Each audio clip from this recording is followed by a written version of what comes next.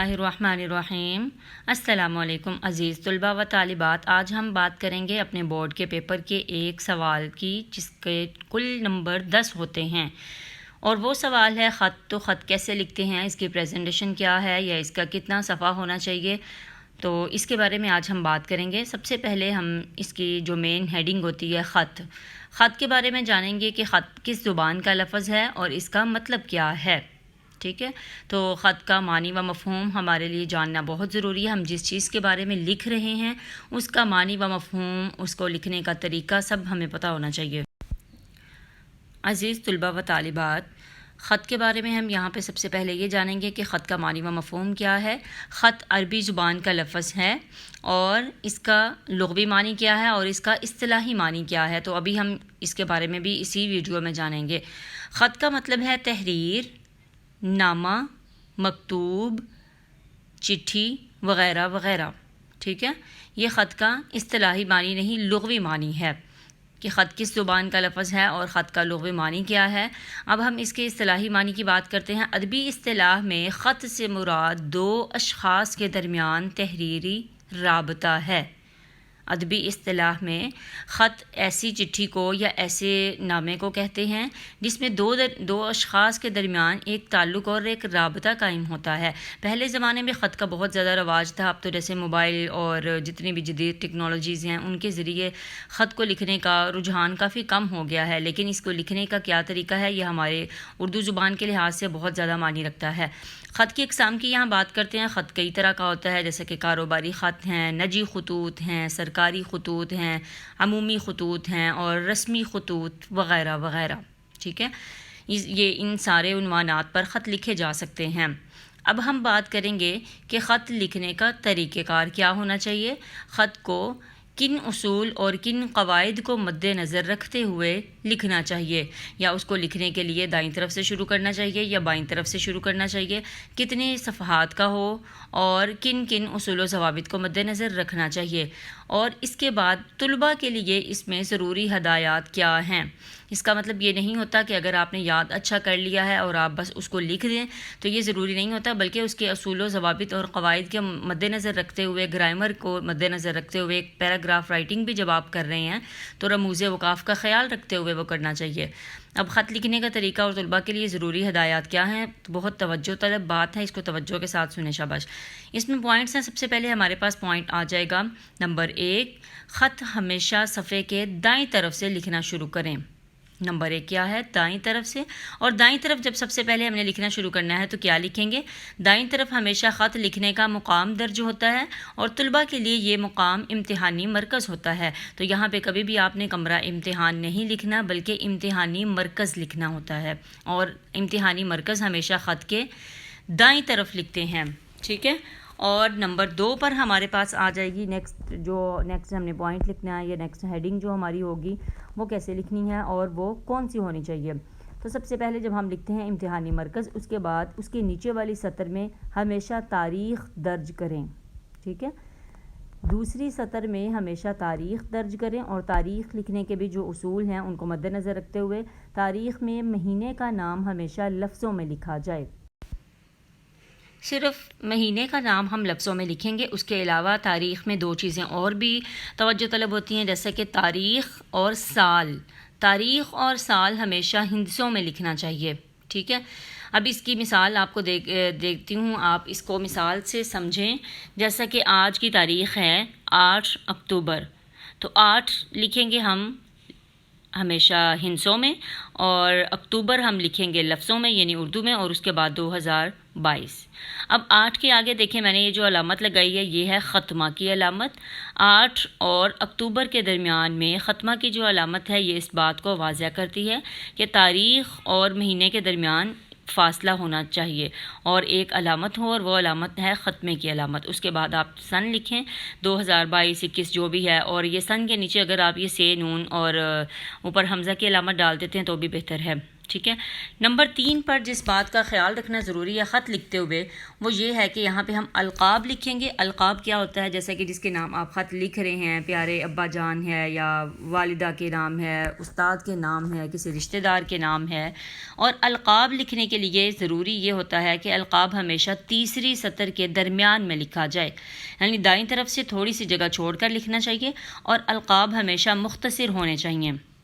القاب کو بہت زیادہ لمبا تفصیل سے نہیں لکھنا چاہیے، ہمیشہ مختصر لکھنا چاہیے. اور القاب کے آخر میں ندائیہ کی علامت آتی ہے. رموز اوقاف میں ندائیہ کی تمام علامات کے بارے میں آپ کو اچھے طریقے سے آگاہ کر چکی ہوں.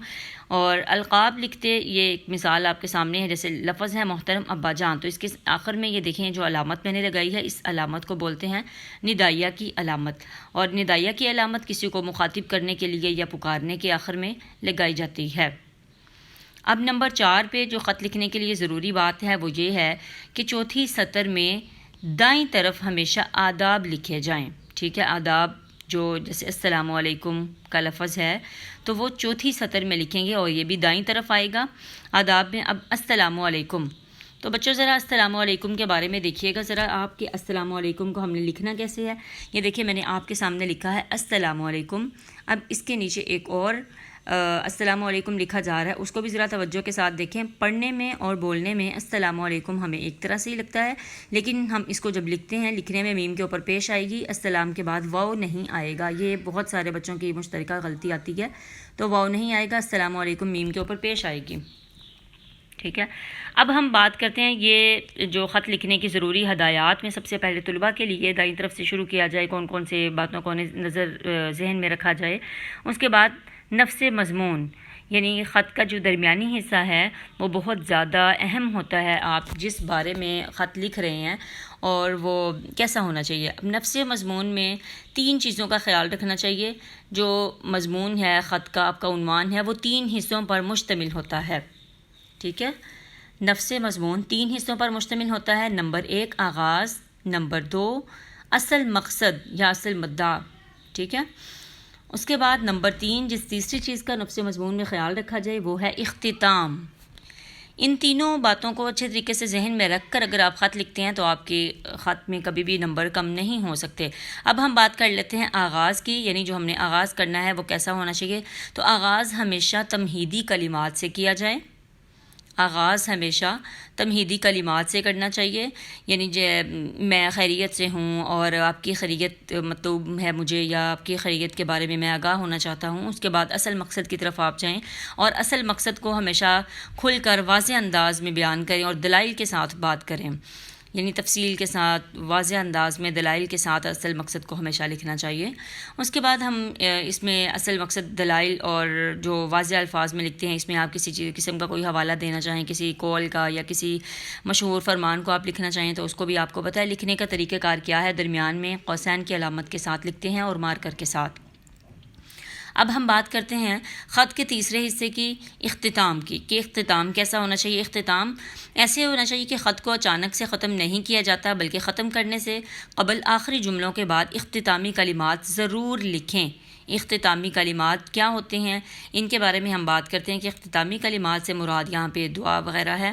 ان سارے اصولوں کو، ان سارے قواعد کو مد نظر رکھتے ہوئے اگر آپ خط لکھتے ہیں تو آپ کے کبھی بھی کوئی نمبر کم نہیں ہوں گے. اب ہم بات کرتے ہیں خط کے آخری حصے کے، اور آخر میں جو باتیں لکھی جائیں وہ ہمیشہ خط کے یا صفحے کے بائیں جانب لکھیں. جو آپ خط لکھ رہے ہیں اس کے بائیں جانب ہمیشہ وہ باتیں لکھنی چاہیے. اور ان میں کون کون سے آتے ہیں الفاظ، ان میں سب سے پہلے ہم لکھیں گے والسلام. ٹھیک ہے، والسلام کا جو لفظ ہے یہ ہمیشہ خط کے یا آپ کے صفحے کے بائیں جانب لکھا جائے گا. شروع والے الفاظ ہم نے خط کے دائیں طرف لکھنے تھے اور آخر والے الفاظ بائیں طرف. اس کے بعد آپ جس کے نام خط لکھ رہے ہیں، جیسے کہ بھی ہم نے والد صاحب کے نام خط لکھا تو اس میں آپ کا بیٹا یا آپ کی بیٹی یا شاگرد یا پھر کسی رشتہ دار کے نام لکھ رہے ہیں تو اس رشتے کا نام آپ لکھ سکتے ہیں. اس کے بعد اپنا نام لکھنے کی ضرورت ہرگز نہیں ہے، کبھی بھی آپ نے اپنا نام نہیں لکھنا بلکہ الف بے جیم لکھ کر خط کا اختتام کیا جائے. بچوں یہ تھیں خط لکھنے کے چند اصول، قواعد اور گرامر کے لحاظ سے خط کو اگر آپ لکھیں گے تو آپ کے کبھی بھی نمبر کم نہیں آئیں گے. اب ہم بات کرتے ہیں کہ کچھ ضروری امور کی، کچھ ضروری ہدایات کی جن کو خط میں ہم نے ذہن نشین رکھنا ہے. خط کا لمبائی یا کنٹینٹ کتنا ہونا چاہیے؟ زیادہ سے زیادہ خط 1.5 صفحے کا ہو، 1.5 صفحے سے زیادہ نہیں ہونا چاہیے، 1.5 صفحے سے مراد 1.5 پیج، ٹھیک ہے، اور صرف اتنے صفحے پر ہی لکھیں۔ اور ایک اور بات جو سب سے زیادہ اہم ہے، خط ہمیشہ صفحے کے شروع سے شروع کیا جائے۔ اگر آپ پچھلا سوال لکھ رہے ہیں اور وہ آپ کے صفحے کے درمیان میں ختم ہوا ہے، اس پیج کو وہیں پہ سٹاپ کر دیں، اگلے صفحے کے درمیان شروع سے ہمیشہ خط لکھنا سٹارٹ کریں، ٹھیک ہے۔ اور جن چیزوں کا ذہن میں رکھنا چاہیے، خیال رکھنا چاہیے، وہ یہ کیا ہے؟ خوش خطی، املا ہے، گرامر ہے، رموز اوقاف اور مطابقت کا خصوصی خیال رکھیں۔ ان اصول و قواعد کے مطابق اگر آپ خط لکھتے ہیں تو آپ کا خط بہت اچھا ہوگا اور وہ چیک کرنے والے کے اوپر بھی اچھا امپریشن ڈالے گا۔ تو عزیز طلباء و طالبات، ان سارے اصول اور قواعد کو مد نظر رکھتے ہوئے اب ہم ایک خط کی بات کرتے ہیں کہ ایک خط میں آپ کے سامنے ابھی شو کروں گی، آپ کو دکھاؤں گی۔ وہ خط آپ اس کو اچھے طریقے سے ذہن میں بٹھائیں اور اس کی پریزنٹیشن، اس کی رائٹنگ وغیرہ آپ دیکھیں کہ آپ نے اس کو کیسے لکھنا ہے۔ اس کے مارکر کے ساتھ جب ہم لکھیں گے، سب سے پہلے یہ دیکھیں خط بنام ابا جان، یعنی جس کے نام آپ خط لکھ رہے ہیں اس کے نیچے آپ نے صرف ڈبل لائن لگا کے پریزنٹیشن کر دی۔ اس کے بعد امتحان میں کامیابی کی اطلاع، یعنی یہاں پہ ہم خط کا عنوان لکھیں گے کہ وہ کس چیز کی بیماری کی اطلاع دینے کے لیے ہے یا خیریت دریافت کرنے کی ہے۔ اس کے بعد یہ دیکھیں امتحانی مرکز، اب یہ دیکھیں ڈیٹ لگی ہوئی ہے، دائیں طرف 8 کے بعد یہ درمیان میں جو ختمہ کی علامت ہے، اس کو میں دوبارہ پھر سے سمجھا رہی ہوں، پہلے بھی اس کو میں آپ کو آگاہ کر چکی ہوں اس علامت سے۔ اس کے بعد محترم ابا جان کے درمیان دیکھیں ندائیہ کی علامت ہے اور یہ یہاں پہ لگانی بہت ضروری ہے۔ السلام علیکم کے آخر میں ختمہ کی علامت ہے۔ ان علامات کو مد نظر رکھتے ہوئے اگر آپ لکھیں گے تو آپ یہ دیکھیں ذرا، امتحانی مرکز کی علامت 1 نمبر کا یہ سوال ہے، ڈیٹ کا 1 نمبر ہے، محترم ابا جان 1 نمبر ہے، اس کے بعد نفس مضمون ہے اور یہ 6 نمبر کا ہے۔ یہ دیکھیں بچوں، ذرا شروع میں نے لکھا ہے خیریت موجود اور خیریت مطلوب۔ خیریت موجود کا مطلب ہے آپ نے اپنی خیریت سے آگاہ کرنا ہے کہ میں خیریت سے ہوں یا میری طبیعت یا صحت کیسی ہے۔ اس کے بعد آپ جس بندے کو خط لکھ رہے ہیں آپ ان سے ان کی خیریت دریافت کریں گے پہلے 2 سے 3 لائنوں میں، ٹھیک ہے۔ اس کے بعد یہ آپ پیراگراف بنائیں گے نفس مضمون میں اور 3 حصوں پر جیسے مشتمل میں نے آپ کو بتایا تھا آپ کا خط ہونا چاہیے۔ اور یہ دیکھیں آخر میں نے لکھا ہے زیادہ آداب، اس کا مطلب یہ ہے کہ آپ نے دعائیہ کلمات سے خط کا اختتام کرنا ہے، یعنی گھر میں سب کو سلام یا آپ کی خیریت، آپ کی طبیعت کے لیے، صحت کے لیے میں اللہ سے دعا کو رہوں گا۔ اور اب یہ دیکھیں والسلام آپ کا بیٹا، الف بے جیم ڈال آپ کی بیٹی یا پھر آپ کا شاگرد اگر آپ استاد کو لکھ رہے ہیں۔ تو یہ بچوں آپ کے سامنے ایک خط ہے، اس کو اچھے طریقے سے آپ اس کی پریزنٹیشن کو، اس کے اصول و ضوابط کو ذہن میں رکھیں اور ان کو رکھتے ہوئے آپ خط کی تیاری کریں۔ 10 نمبر کا آپ کا پیپر میں یہ خط آتا ہے، آخری اختتامی حصے کا 1 نمبر ہوتا ہے۔ امید ہے کہ آپ کو اچھے طریقے سے سمجھ آ گیا۔